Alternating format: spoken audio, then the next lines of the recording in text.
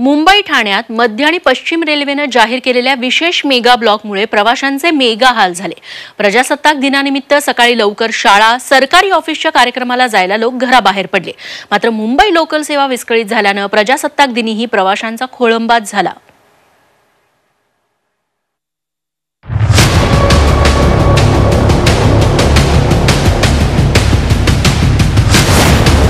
प्रजासत्ताक दिनी लोकल प्रवाशांचा खोळंबा।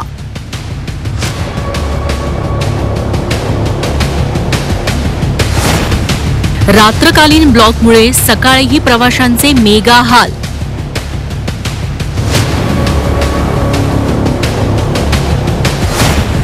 पश्चिम मध्य रेल्वेचा कारभार सुधारणार तरी कधी?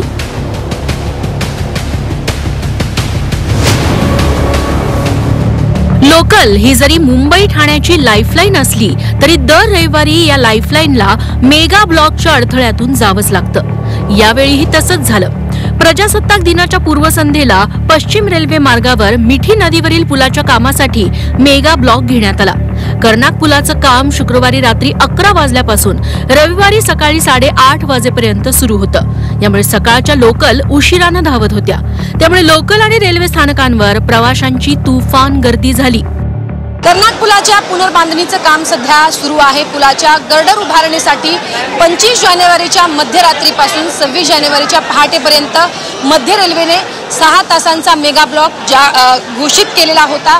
त्यामुळे लोकलवरती याचा मोठा परिणाम झाला। त्याचसोबत लांब पल्ल्याच्या रेल्वे गाड्यांवरती सुद्धा याचा मोठा परिणाम झाला आणि प्रवाशांना अतोनात याचे हाल सहन करावे लागले। खरं तर सकाळपासूनच प्रत्येक स्थानकावरती आपल्याला मोठ्या प्रमाणात गर्दी प्रवाशांची बघायला मिळत होती। दुसरीकडे मध्य रेल्वेचा मेगा ब्लॉक 6 तासांचा होता। मात्र तांत्रिक अडचणी आणि अपघातामुळे काम वेळेत पूर्ण झालं नाही।